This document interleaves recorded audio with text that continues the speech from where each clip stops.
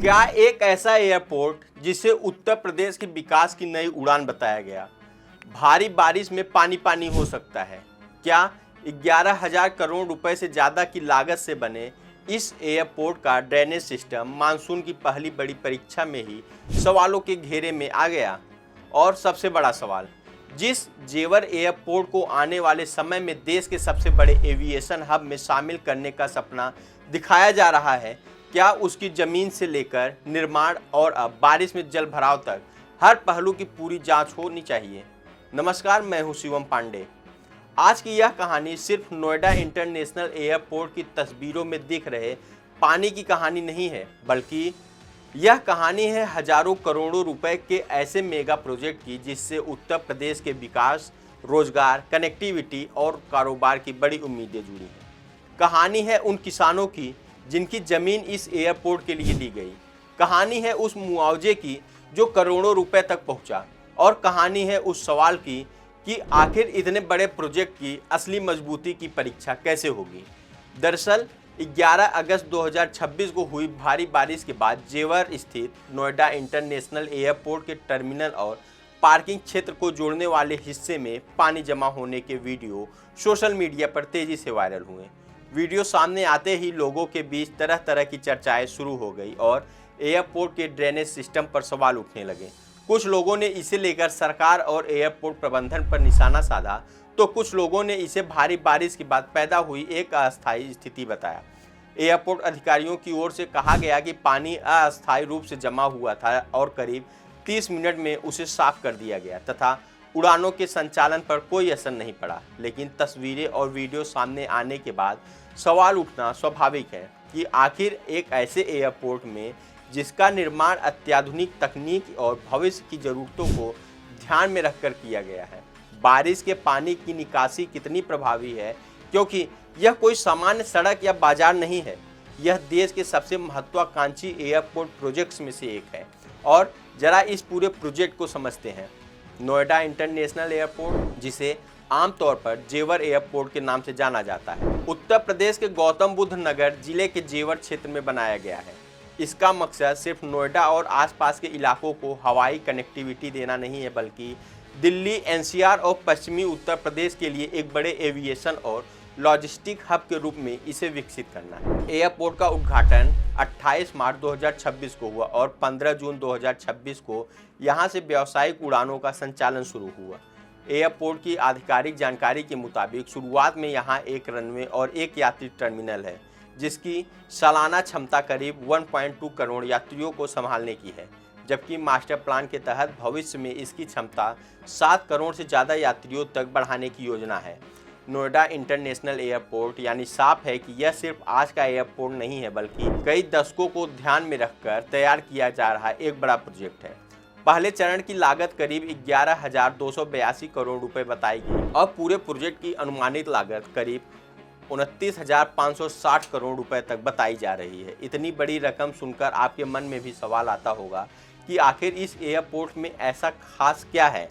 तो समझिए कि इसका उद्देश्य सिर्फ यात्रियों को एक जगह से दूसरी जगह पहुंचाना नहीं, बल्कि एयरपोर्ट के साथ कार्गो, लॉजिस्टिक, व्यापार, पर्यटन और क्षेत्रीय कनेक्टिविटी को भी बढ़ावा देने की योजना है।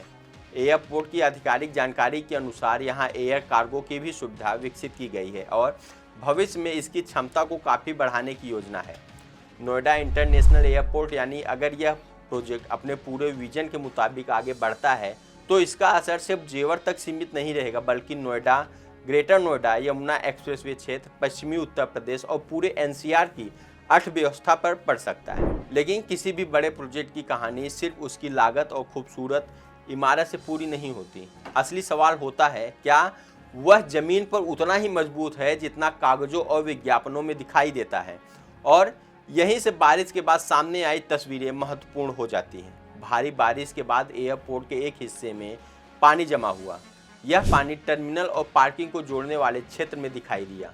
सोशल मीडिया पर वीडियो वायरल हुआ और लोगों ने सवाल पूछना शुरू कर दिया कि जब अभी एयरपोर्ट ने अपनी व्यावसायिक यात्रा शुरू ही की थी, तो क्या मानसून की तैयारी पहले से पर्याप्त थी? क्या ड्रेनेज सिस्टम को ऐसे भारी बारिश के लिए डिजाइन किया गया था? क्या एयरपोर्ट की अलग अलग जगहों पर जल निकासी की क्षमता का परीक्षण किया गया था? और अगर किया गया था तो फिर पानी जमा होने की स्थिति आखिर बनी कैसे। यहाँ यह समझना जरूरी है कि सिर्फ वीडियो देखकर यह निष्कर्ष निकालना सही नहीं होगा कि पूरे एयरपोर्ट का ड्रेनेज सिस्टम फेल हो गया। एयरपोर्ट प्रबंधन ने साफ कहा है कि जल भराव अस्थायी था और करीब 30 मिनट में पानी निकाल दिया गया, जबकि फ्लाइट ऑपरेशन प्रभावित नहीं हुआ।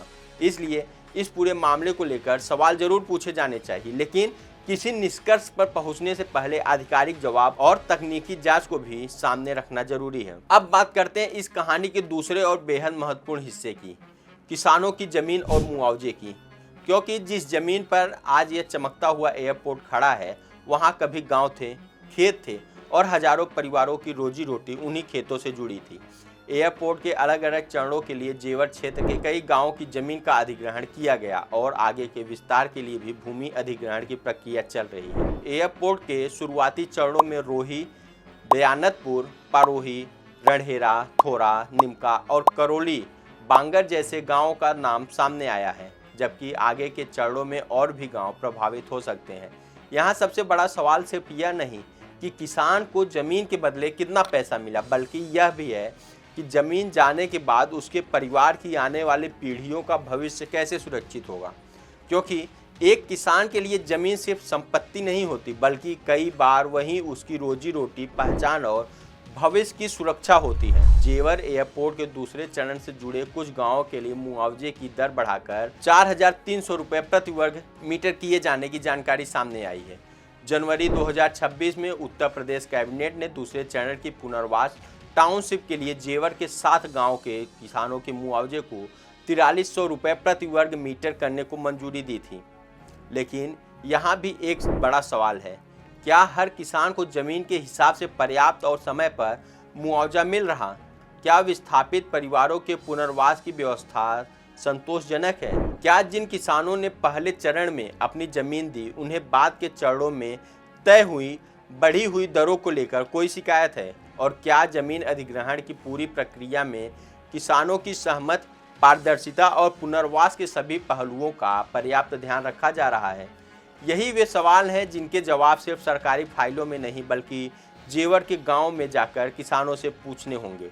क्योंकि एयरपोर्ट की चमकती हुई बिल्डिंग हमें विकास की एक तस्वीर दिखाती है, लेकिन उस तस्वीर के पीछे जमीन खोने वाले परिवारों की कहानी जानना भी उतना ही जरूरी है।